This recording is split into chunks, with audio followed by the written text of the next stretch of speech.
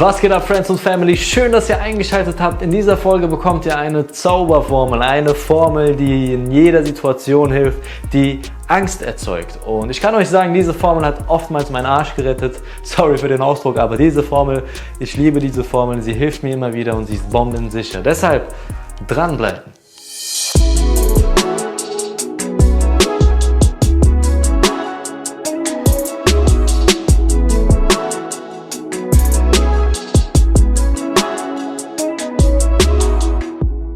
Danke fürs Dranbleiben. Lasst uns direkt loslegen. Du bekommst jetzt die Formel zur Formel, aber erstmal eine Situation, wo wir diese Formel überhaupt anwenden können. Und hierzu würde ich euch einfach eine kleine Erfahrung aus meinem Leben erzählen.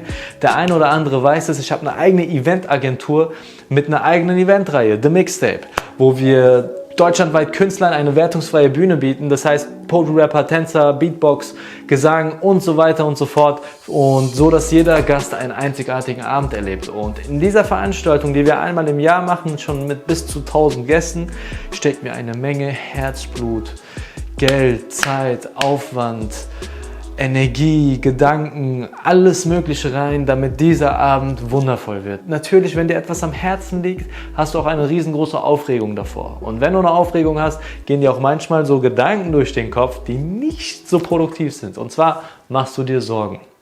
Es gibt eine Menge Sachen, über die ich mir Sorgen machen würde, aber ich möchte nur über eine Sache mit euch reden, die mir am meisten Sorgen bereitet vor meiner Veranstaltung. Und zwar ist es der Gedanke, kommen denn genug Gäste? Oftmals war es Gott sei Dank so, dass wir ausverkauft waren, aber dass wir ausverkauft sind, bedeutet nicht immer, dass jeder Gast auch kommt. Dass jemand kauft, bedeutet nicht zu 100%, dass er kommt. Es gibt Menschen, die kaufen Tickets, aber kommen trotzdem nicht. Deshalb hast du immer eine bestimmte No-Show-Rate. Und deshalb stellst du dir die Frage, kommen an diesem Tag denn genug Gäste? Wird der Raum voll? Denn wenn der Raum nicht voll wird, ist die Energie nicht da. Wenn du 1000 Gäste erwartest, 1000 Stühle da hast, aber nur die Hälfte ist voll und du überall Lücken hast, oh mein Gott, das ist der Albtraum eines jedes Veranstalters. Also ist meine Angst in dem Sinne, fuck, was ist, wenn zu wenig Gäste kommen? Wir haben 1000 Leute erwartet, was ist, wenn nur irgendwie 500 kommen? Und diese Angst, die in meinem Kopf drin ist, dieser Gedanke, raubt meine Energie Wochen vor der Veranstaltung. Sie raubt den Platz, den Freiraum für kreative Sachen. Sie raubt den Platz, den Freiraum für Ideen und Gedanken, wie ich den Service für die Gäste verbessern kann. Und sie raubt einfach die Ressourcen, um weiterzumachen. Und dann kommt es irgendwann an den Punkt, wo das so viel Platz in Anspruch nimmt, dass ich nicht mehr weitermachen kann. Und was tue ich dann? In diesen Momenten stelle ich mir dann meistens die Frage, okay, was ist das Schlimmste, was passieren kann? Nachdem ich mir diese Frage gestellt habe, nehme ich mir so einen Stift und einen Zettel in die Hand, schreibe einfach mal drauf und sage, okay, was ist das schlimmste Szenario, was ich mir vorstellen kann? Das Schlimmste, was passieren kann, ist, wir haben 1000 Gäste erwartet, aber es sind nur 500. Komm, lass 300. Ach komm, lass 200 machen. Ist auch unrealistisch, aber lass 200 machen, okay? Lass 200 machen. Du hast 1000 Gäste erwartet, aber nur 200 kommen. Das ist das Schlimmste, was passieren kann. Das schreibe ich mir auf. Okay, cool. Die zweite Frage, die ich mir dann stelle, ist, wie gehe ich mit dieser Situation um?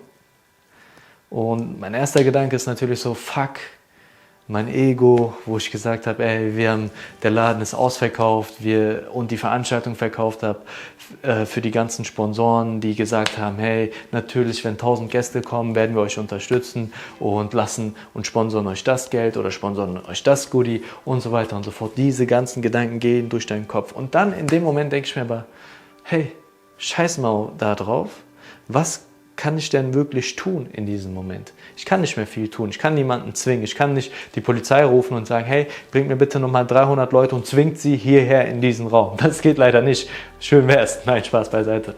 Aber was ich tun kann, ist, für diese 200 Gäste, die gekommen sind, einen einzigartigen Abend abzuliefern. Selbst wenn nur ein Gast da drin steht, oder sitzt, für diesen einzelnen Gast zu 100% zu performen, ist mein Anspruch. Warum?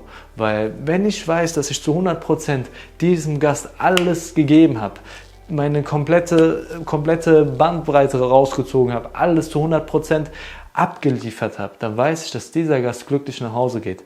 Er wird nach Hause gehen und sagen, hey, was ein schöner Abend, was ein toller Abend. Und was passiert? Er redet mit Freunden darüber und vielleicht bringt er beim nächsten Mal seinen Freund mit. oder seine Freundin. Und das ist so die Maxime, die mich dann wiederum beruhigt und sagt, okay, cool, klar, das ist natürlich das Schlimmste und es ist immer noch schlimm, wenn es passiert, ne? Aber wenn es passiert, ich bin trotzdem ready und ich weiß, was zu tun ist. Das ist die zweite Frage. Cool. Nachdem ich mir diese zweite Frage beantwortet habe, beruhige ich mich meistens und habe wieder freien Kopf. Warum? Weil diese ganzen Gedanken, die hier oben waren, oh, was wenn die zu wenig kommen, was sagt der Sponsor, was passiert dann und sonst was, haben den ganzen Platz geraubt, um wieder konstruktiv zu arbeiten. Aber jetzt sind diese Gedanken unten auf einem Blatt und nicht mehr hier drin und ich habe wieder Platz zum Arbeiten, Platz zum Denken. Und jetzt kommt die dritte Frage ins Spiel, die ich mir dann stelle, und zwar, was kann ich denn jetzt tun, um das Schlimmste zu vermeiden? Und dann geht's los. Dann wirst du wieder auf einmal kreativ, denn du hast keine Angst mehr. Du handelst nicht mehr aus Angst, sondern du handelst wieder aus Kreativität, du handelst wieder aus Liebe, du handelst wieder aus Freiheit. Und in der Freiheit steckt meistens die besten Ideen und die besten Lösungen.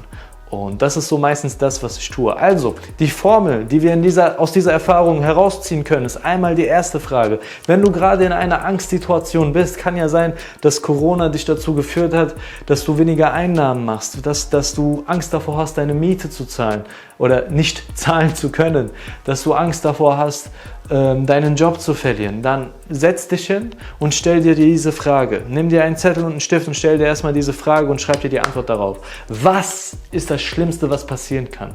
Was ist wirklich das Schlimmste, was passieren kann? Und schreib dir alles, jeden Gedanken aufs Zettel, auf deinen Zettel draufschreiben. Super.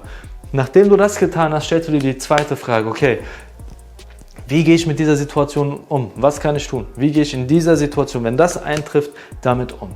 Nachdem du das geschrieben hast, hast du deine kompletten Gedanken erstmal zu Papier gebracht, hast die Angst zu Ende gedacht, was meistens immer sehr, sehr hilfreich ist. Nicht meistens, was immer hilfreich ist.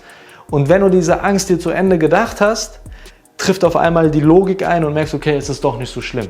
Nachdem du diese Angst in dem Sinne dann abgelegt hast, weil du dir klar geworden bist, es ist nicht so schlimm, stellst du dir die dritte Frage, okay, cool, was kann ich jetzt dafür tun, damit meine größte Angst nicht eintrifft? Und dann handelst du aus Freiheit. Das ist die Zauberformel. Ich hoffe, du nutzt sie für dich, denn diese Formel ist eine bombensichere Formel. Sie hat mir jedes Mal die Angst genommen und wieder Freiheit geschenkt und mir das ermöglicht, was ich bis jetzt hier kreieren konnte mit den Veranstaltungen, mit den Gästen. Und ja, Freunde, deshalb in diesem Sinne, lass die Angst weg. Oder besser gesagt, bearbeite die Angst, hol sie aufs Papier und dann hol das Beste aus dir raus. Wir sehen uns.